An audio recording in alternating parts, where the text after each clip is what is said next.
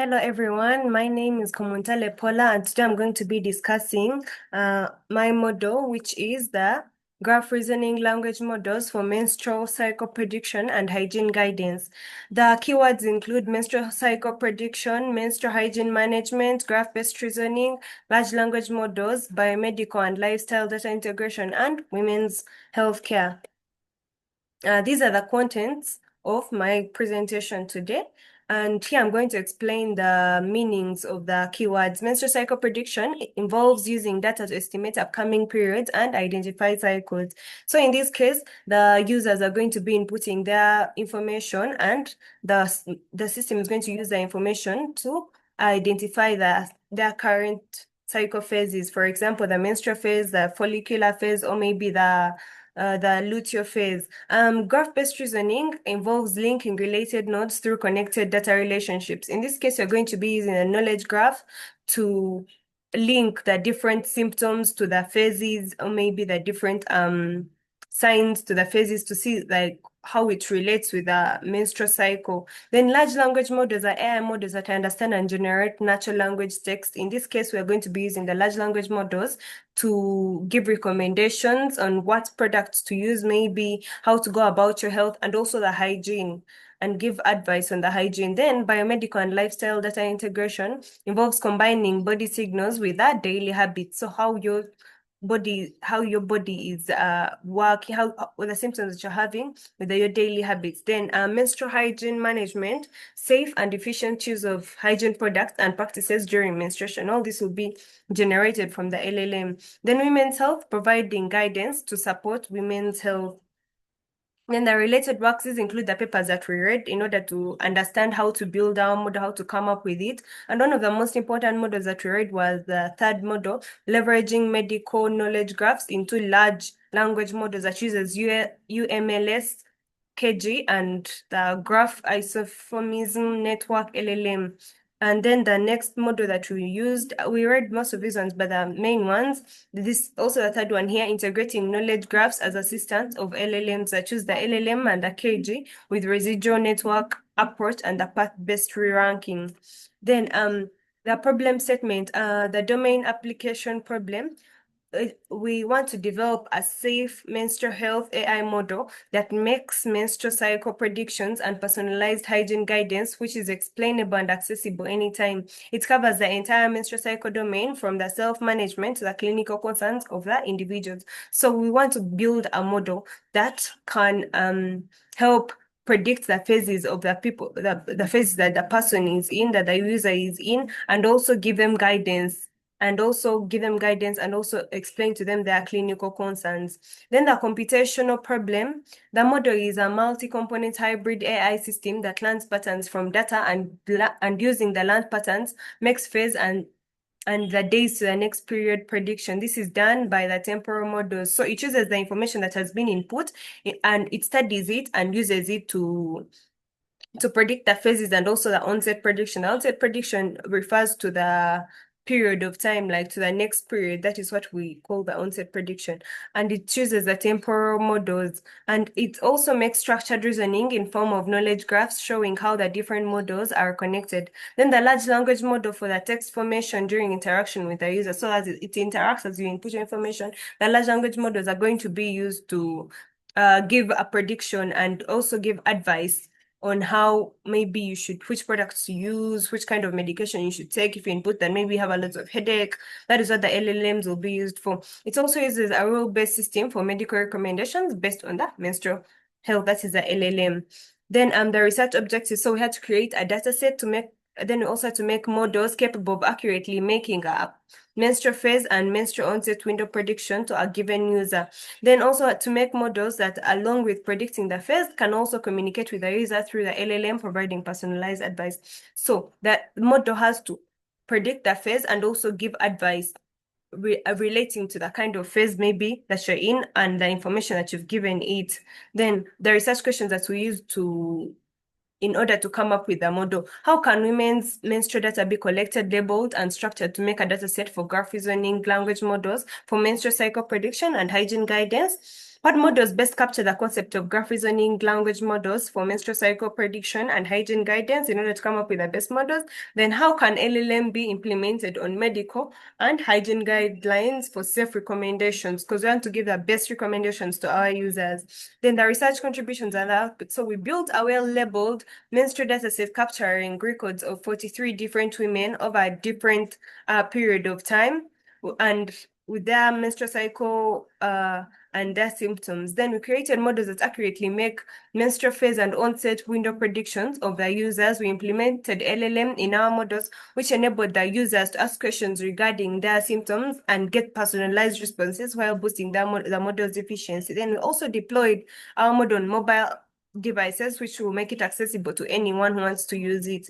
Then the methodology and the system architecture. This is our system architecture. We had data collection. There is inputs there, sensor data, clinical guidelines. Then there is data processing and feature engineering, knowledge graph construction that includes the different relationships between the nodes. Then the temporal prediction, LLM and drug validator, the user interface, and then we did the deployment. Then one of the models that we used are the graph recurrent neural network. For this one, it included the data processing and the feature engineering. It also had the knowledge graph embedding, then the temporal encoder, that's for the temporal graph that we used for the phase prediction. And then it also had phase prediction. The output was giving us phase prediction and the days to the next period. And we also used a RAG and LLM in order to give the advice and the recommendations. Then some of the mathematical foundations, it had, for the graph-gated neural network, it had message passing where each node receives information from the connected neighbor. And then the GRU, that's the GRU decides what new information to keep and also combines all node features into one graph node. Then also we had the temporal encoder. For the temporal encoder, it keeps the useful past information, controls what to forget, and generates new memory. Also combines the old and the new information. Then for the fusion layer, it merges the time-based learning from the GRU with knowledge-based reasoning from the graph neural model. Then the output, for the output is gave classification. It also gave for classification to predicted which phase the person was in, and also regression whereby it predicts the days until the next period. Yeah. Then the second model that we used was the Zephyr graph reasoning model that has the data input, data processing. It also had temporal prediction, the knowledge graph generation, integration, LLM generation, and it also gave output. By the output was the days to the next period and also the menstruation phase that the person was in. The menstrual phase, that the person was in. And these were some of the mathematical foundations. It included the softmax. It also had the symbolic graph reasoning foundation. That's a knowledge graph component, where the knowledge graph is represented with the multi-regional directed graph from the relating the nodes. And then the fusion mechanism. Then the third model that we used was the graph transformer model. This one had the input, the knowledge base, also for the knowledge graph, and then the core ML principle, which had the data processing from the graph, and also the graph transformer model. In this case, it had the phase prediction phase, evaluation phase, the training phase, then the LLM integration to give advice, and then the output, which was the days to the next period, and also the phase in which a person was in. Then some of the mathematical foundations, the graph, for the graph theory and representation learning, it had nodes and edges in order to, and also had the relationship between them. And then the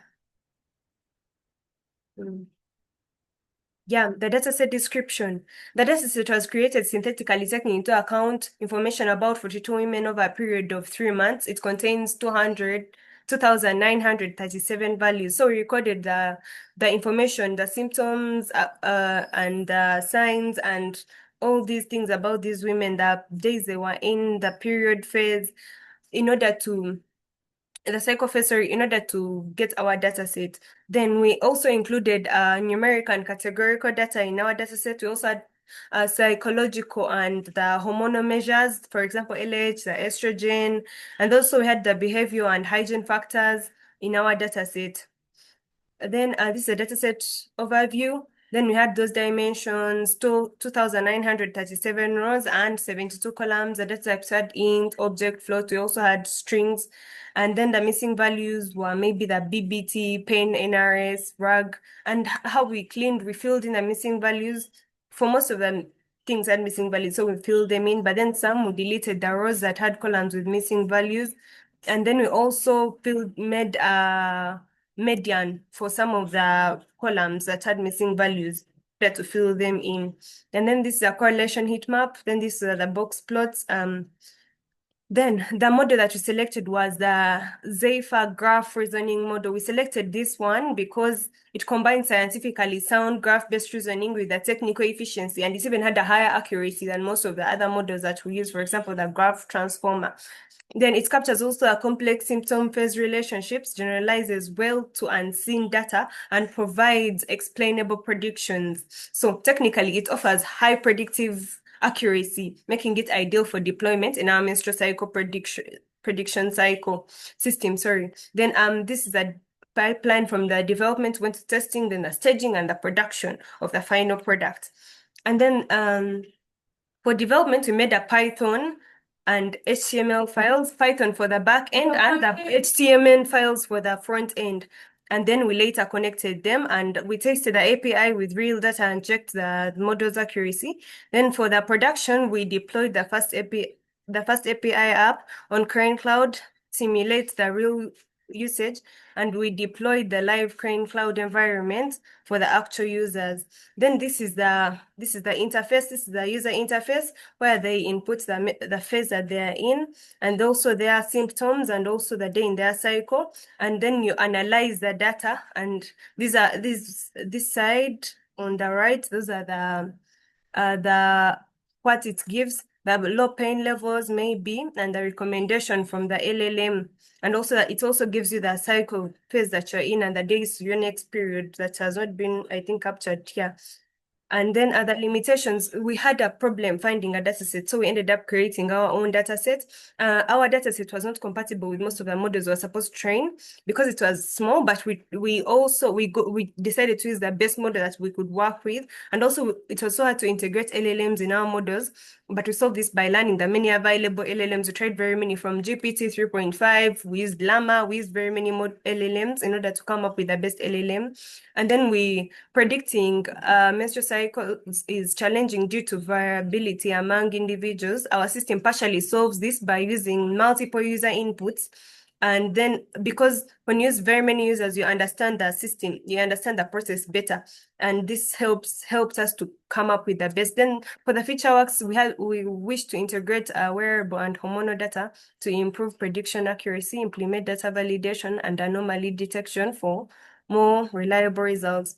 Develop a mobile app for real-time cycle tracking and personalized notification, one that can be deployed on the mobile phone very well. Then expand recommendations to include their diet, exercise, and the menstrual health guidance. And these are some of our references and the acknowledgements. Thank you very much for listening.